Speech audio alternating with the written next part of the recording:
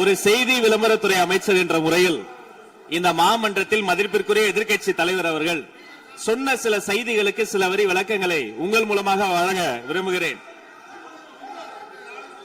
தன்னுடைய பேச்சிலே மாண்புமிகு எதிர்க்கட்சி தலைவர் அவர்கள் சில விளக்கங்களை ஆக்கப்பூர்வமாக ஆதாரத்தோடு கூறியிருந்தால் அதை குறிப்பிடுத்து அதன்படி இந்த தமிழ்நாடு அரசு தன்னுடைய திசைவழி போக்கை சரியான முறையில் செலுத்திக் கொள்ள தயாராக தான் இருக்கிறது. நான் முதல்வன் திட்டத்தை முடக்குவதற்கோ மாற்றுவதற்கோ எங்களுக்கு எந்த திட்டமும் இல்லை. ஆனால் சில விஷயங்களை தெளிவுபடுத்த வேண்டும். 40 நாள் விரதம் முடிப்பது போல 40 நாட்கள் ஆட்சியை இந்த தாவேக அரசு நிறைவு செய்திருக்கிறது.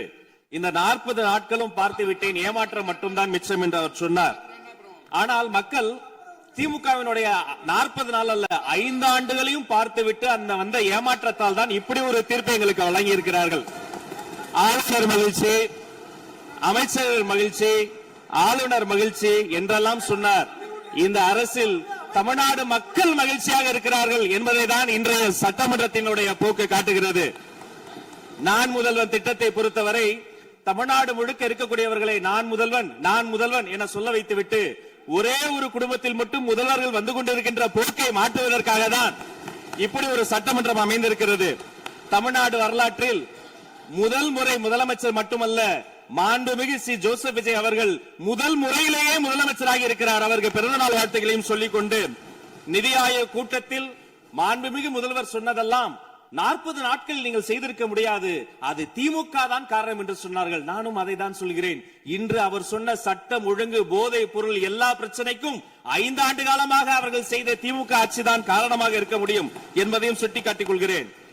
பள்ளி மாணவர்கள், ஒரு கல்வித்துறை அமைச்சர் தான், பள்ளி மாணவர்களினுடைய புத்தக பையிலே அன்றைய முதல்வர் ஸ்டாலின் படத்தை நாங்கள் போடவே இல்லையே என்று பெருமையாக சொன்னார். அப்புறம் ஏன் சார் லேப்டாப்ல மட்டும் அந்த படத்தை போட்டீங்க? நீங்க லேப்டாப்பில் போட்ட படத்தை எங்கள் மாணவர்கள் திண்ணர் வைத்து அழித்து விட்ட காட்சிகளும் சமூக வலைதளத்தில் பார்த்து கொண்டுதான் இருக்கிறோம். ஒரு வரியில் சொல்லுகிறேன், கோயில் பிரச்சனையை முத்தமிழறிஞர் டாக்டர் கலைஞரினுடைய வசனத்தையே சொல்கிறேன். நாங்கள் கோயில் கூடாது என்று சொல்லவில்லை, கோயில் கொடியவர்களின் கூடாரமாக மாறிவிடக் கூடாது என்றுதான் சொல்லுகிறோம். தூய்மை தொழிலாளர்களை இன்றே பார்த்து விட்டதாக முன்னாள் முதல்வர் பார்த்து விட்டதாக சொல்கிறார்கள். எங்கள் கேள்வியே அதுதான். 10 நாட்கள் ஒரு வாய் சாப்பிடாமல் உண்ணாநோம்பு இருந்த போது நானும் எனது சகோதரர்கள் அண்ணன் ஆனந்தும் மாதவம் போய் பார்த்தோமே. இன்று தூய்மை தேவதைகளை பார்க்கிற திரு ஸ்டாலின் அவர்கள் அன்னைக்கு ஏன் சார் பார்க்கல? ரிப்பன் மாளிகைக்கு அட்ரஸ் தெரியலையா? எப்படி போக வேண்டும் என்ற பாதை தெரியவில்லையா? தமிழ்நாடு எத்தனையோ திருடர்களை பார்த்திருக்கிறது. அலிபாபாவும் 40 திருடர்களையும் கூட பார்த்திருப்பீர்கள். அலிபாபாவும் பியூஸ் கேரியர் திருடர்களையும் இப்போதுதான் எங்களுடைய மின்சாரத்துறை அமைச்சர் பார்த்துக் கொண்டிருக்கிறார். அதை குறித்த நடவடிக்கை எடுக்கப்பட்டுக் கொண்டிருக்கிறது. அவர்கள் மின்வெட்டை குறித்து சொன்னதற்கு மாண்புமிகு புரட்சி தலைவி அம்மா அவர்கள் இதே மாமன்றத்தில் சொன்ன ஒரு வரியை சுட்டிக்காட்ட ஆசைப்படுகிறேன். இந்த மாமன்றத்திலே தமிழ்நாட்டிற்கு மின்சார தடையை அறிமுகம் செய்த திமுக அதற்கு மின்சார தடையை பற்றி பேசுகிறது என்று அவர் கேட்டார். கலைஞர் வண்ண தொலைக்காட்சி கொடுத்தார்கள், அந்த நாட்களை பார்க்க முடியாது. கலைஞர் வண்ண தொலைக்காட்சி கரண்ட் இல்லாம கருப்பு வெள்ளையா பிளாக் அண்ட் ஒயிட்டாவே போன அந்த காலங்களை எல்லாம் மறந்துவிட்டு ஆதாரம் இல்லாமல் உண்மைக்கு புறமான செய்திகளை மாமன்றத்தில் அவர்கள் சொல்வதை இதோடு நிறுத்திக் கொள்ள வேண்டும். நேரலையை குறித்து கேட்டார்கள். எனக்கு ஆச்சரியமாக இருக்கிறது. 3 ஆண்டு காலமாக ஒரு தொழில்நுட்ப கோளாறாக அன்றைய சபாநாயகர் நேரலையை இருட்டடிப்பு செய்து விட்டார். ஆனால் இன்று மாண்புமிகு சபாநாயகர் நேரலையை கொடுத்துக் கொண்டிருக்கிறார். அவருக்கு எங்கள் சார்பாகவும் நன்றியை கூறிக்கொண்டு விவசாயிகளை குறித்து இந்த மாமன்றத்தில் ஒன்று சொல்கிறேன். தமிழ்நாடு வரலாற்றிலேயே விவசாயிகளினுடைய சங்கத்தின் தலைவர்கள் மீது குண்டாஸ் போட்ட ஒரு சர்க்கார் திமுக சர்க்கார். ஆனால் அவர்கள் கண்ணீரை போக்க நாங்கள் போராடி கொண்டிருக்கிறோம்.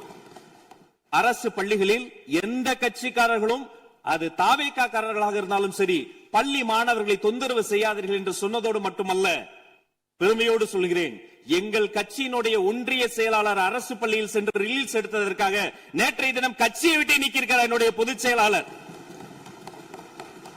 சட்டம் ஒழுங்கு பிரச்சனை பற்றி பேசுகிறவர்களுக்கு அண்ணா பல்கலைக்கழகம் நினைவுக்கு வரவில்லையா? அண்ணா நகரில் பெத்த பிள்ளைக்கு கொடுமை நடந்ததற்கு கம்ப்ளைண்ட் கொடுக்க வந்த அப்பா அம்மா மீதை அடித்து துன்புறுத்தியது நினைவுக்கு வரவில்லையா? யார் அந்த மேலிடம் என்று கேட்பவர்களுக்கு யார் அந்த சார் என்பது நினைவுக்கு வரவில்லையா என்பதை உங்கள் மூலமாக நான் கேட்டுக்கொள்கிறேன். இடையில் ஆங்கிலத்தில் ஒரு விஷயம் சொன்னார், to remain silent. I want to quote Walter. I may not agree with what you are saying, but I am ready to give my life to defend your right to say it. எதிர்க்கட்சிகளினுடைய கருத்துகளையும் அரவணைக்கக்கூடிய மாமனிதர் இந்த மன்றத்தில் முதல்வராக உட்கார்ந்து கொண்டிருக்கிறார். ஆக்கப்பூர்வமான விமர்சனங்களை சொல்வீர்கள் என்று பார்த்தால் திரும்ப அரசியல் விமர்சனங்களை மட்டுமே சொல்லிக் கொண்டிருக்கிறீர்கள். இந்த சோஃபா கதையை என்னைக்கு விட போகிறார்கள்? எங்கள் தலைவர் சினிமாவை விட்டாலும் அவர்கள் அட்லி என்கிறார்கள், புஷ்பா என்கிறார்கள், ஜுராசிக் பார்க் என்பார்கள் போல் இருக்கிறது. நான் ஒன்று சொல்லிக் கொள்கிறேன், அந்த சோஃபா அவர்கள் வாங்கியது, அவர்களினுடைய வசதி கருத்து வாங்கியது. மதிப்பிற்குரிய அண்ணன்களை நீங்கள் சிறுமைப்படுத்தக் கூடாது. ஆனால் ஒன்று உறுதி, எந்த காரணம் கொண்டும் பார்க்க வருகிற கூட்டணி தலைவர்களுக்கு மட்டும் பிளாஸ்டிக் சேர் போட்டதை போல சிறுமைப்படுத்தக்கூடிய கட்சி தமிழக வெற்றி கழகம் இல்லை என்பதையும் நேரத்தில் நான் தெரிவித்துக் கொள்கிறேன்.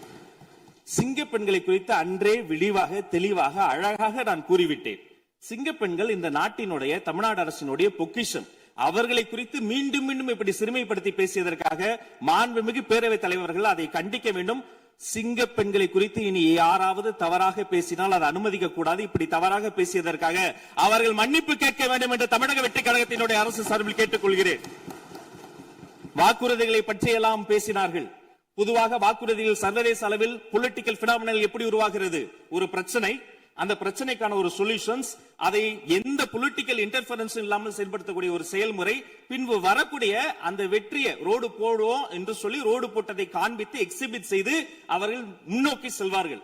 ஆனா இங்க பொறுத்த வரைக்கும் நாம தமிழ்நாட்டில் இதுவரைக்கும் ஆண்டவர்கள் பிரச்சனையை ஐடென்டிஃபை பண்ணி சொல்லவே மாட்டாங்க. ஏன் தெரியுமா? அந்த பிரச்சனையே அவங்கதான், அவங்களே அவங்களை ஐடென்டிஃபை பண்ணி எப்படி சொல்ல முடியும்? சரி, அதுக்கு பாசிபிள் சொல்யூஷன் சொல்லி பொலிட்டிக்கல் இன்டர்ஃபரன்ஸ் இல்லாம அதை செயல்படுத்த முடியுமா?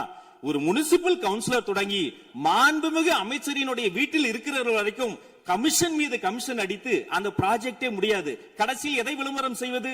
அந்த திட்டத்தினுடைய வெற்றியையா? எதை விளம்பரம் செய்வது என்றே தெரியாமல் தங்கள் தலைவரை, அதுவும் ஒரு குடும்பத்தை மட்டுமே வெறித்தனமாக விளம்பரம் செய்து செய்தி விளம்பரத்துறையின் கஜானாவை துடைத்து வைத்து சென்றிருக்கிறார்கள் என்பதையும் இந்த மாவட்டத்துக்கு தெரியப்படுத்த நான் கடமைப்பட்டிருக்கிறேன். இன்னும் ஒவ்வொரு வரியிலும் ஆக்கப்பூர்வமாக அறிவியல் பூர்வமாக எதையாவது சொல்வார்களும் நான் தேடி தேடி பார்த்தேன். அவராக 40 நாட்கள் தேடி பார்த்து ஏமாற்றம் அடைந்தார். நான் 40 நிமிடத்திலேயே ஏமாற்றம் அடைந்து விட்டேன். இதை சொல்ல வேண்டும் என்று சொன்னால் ஒரு நகைச்சுவை காட்சியில் சொல்வதை போல அதுல ஒண்ணுமே இல்ல, கீழே போட்டுருங்க. நன்றி சட்டப்பேரவை தலைவர் அவர்களே. எதிர்க்கட்சி தலைவரால் கூறப்பட்ட குற்றச்சாட்டுகளுக்கு மாண்புமிகு பள்ளி கல்வித்துறை அமைச்சர் அவர்கள் அவர் ஏற்புடைய வகையில் இங்கே பதிலளித்திருக்கிறார். பேரவையின் இன்றைய நிகழ்ச்சி இத்துடன் முடிவுற்றன. பேரவை மீண்டும் நாளை காலை 9:30 மணிக்கு கூடும். வணக்கம்.